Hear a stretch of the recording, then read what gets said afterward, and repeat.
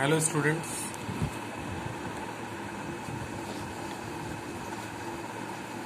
today we are starting with a new topic that is called spread spectrum communication.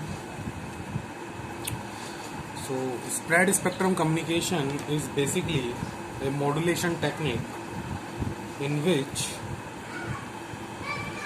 how we do differentiate spread spectrum. In spread spectrum communication, transmitted bandwidth of transmitted signal, required bandwidth of transmitted signal is larger than information signal bandwidth.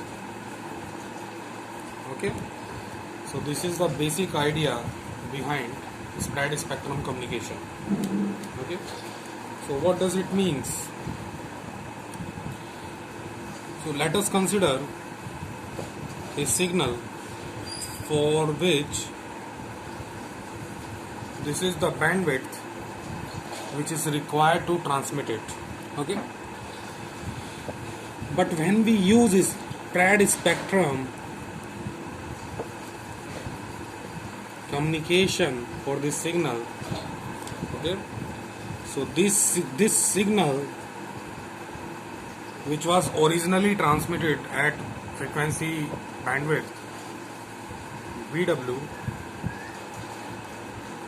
so it requires larger bandwidth, okay, after spread spectrum communication. Okay, so we are basically spreading the signals on frequency domain. Okay,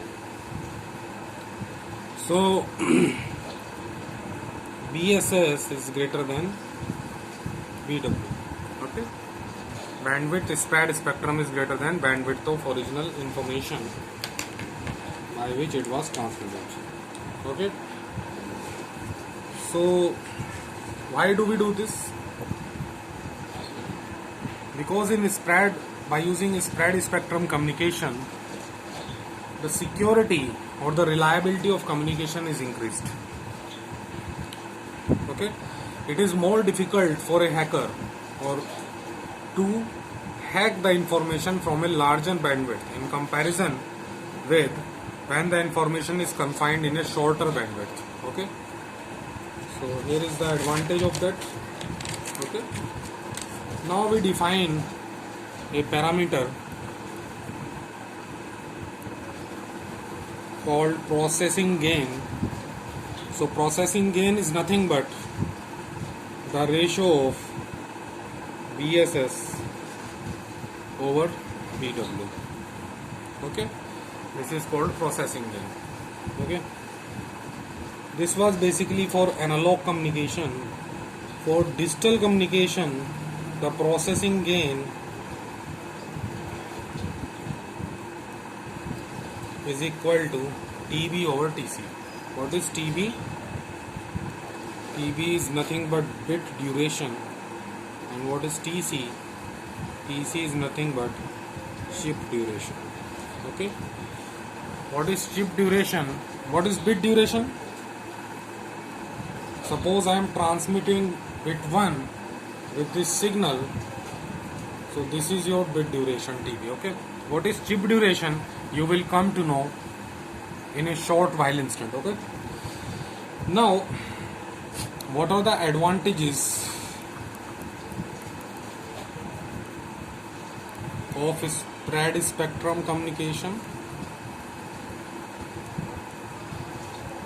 So there are various advantages of this, but two are most common and most important advantages. That is, first is reduced interference. Effect of interference is reduced to a great extent. Okay, second is immunity to jamming. Okay, signal jamming is very difficult when we use spread spectrum communication. Okay, now what are the types of spread spectrum techniques? So spread spectrum techniques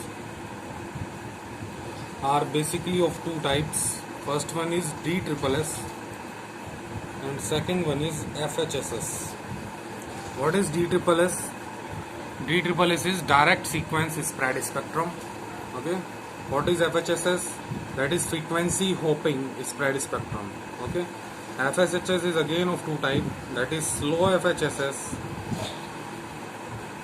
and fast FHSS. Okay. So in the subsequent lecture, in the coming lecture, we will discuss first DSSS, then we will discuss FHSS. Okay. Thanks.